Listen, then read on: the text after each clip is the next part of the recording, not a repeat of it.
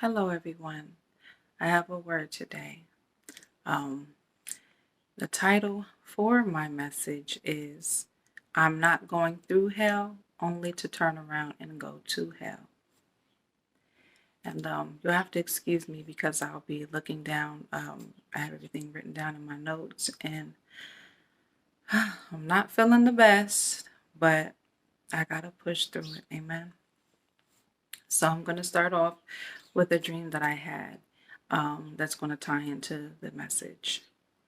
So, the dream I had where I was in this room, it was like a warehouse, and the people in there, they were angry. I mean, angry. You could see it all over their faces, and everyone was fighting. It was almost as if they were fighting themselves because it was a demon inside them. One side of their face seemed kind of normal, but the other side wasn't. I looked beyond, and I want to stop right there.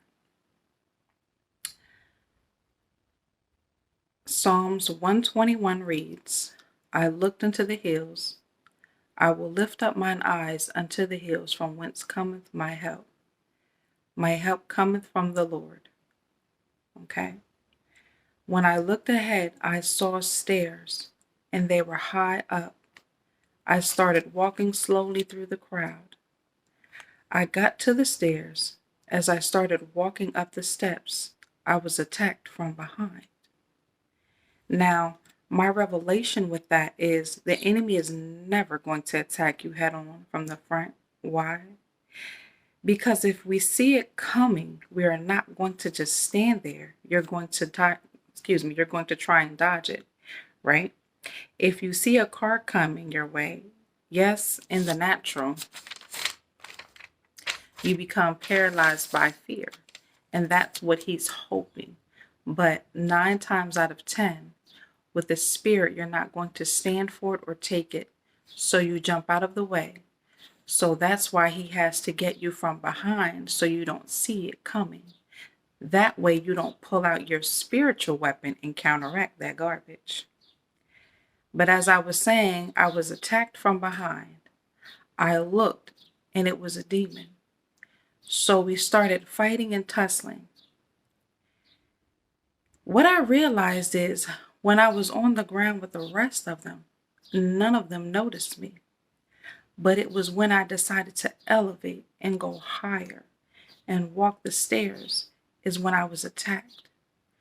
So I got him off me, and at that point I started running up the stairs. And he grabbed me again, this time by my foot. He started pulling me back down the stairs by my foot. I tried kicking, trying to get him off of me. Nothing was working. I felt myself getting tired. I got my hands around his neck and I snapped his neck. Literally broke his neck, and he laid there dead. With what energy I had left,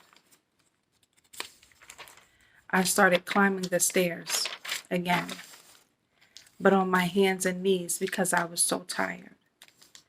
Once I reached the top, I sat there on the top step looking down at everyone still fighting. I was breathing heavily still because I was so tired. I said to myself, I made it. I smiled and woke up. So let's take a moment and think about everything we got going on down here on earth. Corruption, hate, crime, envy, lust, jealousy, pain, suffering, tears of agony, murder, death, sickness, disease, ailments going on in the body, and etc. But God is still in the midst, bringing us through it all. With that being said, let's walk in a manner pleasing and worthy of the Lord. Let's walk in humility. Let's walk in love, because at the end of the day, when that time comes, I don't want to leave the pain behind only to experience more pain and suffering in hell. Mark chapter 9, verse 43 through 48. And if thy hand offend thee, cut it off. It is better for thee to enter into life maimed than having two hands to go into hell, into the fire that never shall be quenched, where their worm dieth not, and the fire is not quenched. Hell is hot, and I'm hot down here all the time. So I can't be hot here and then go to hell and not get relief there. I don't want to hear, depart from me, I never knew you.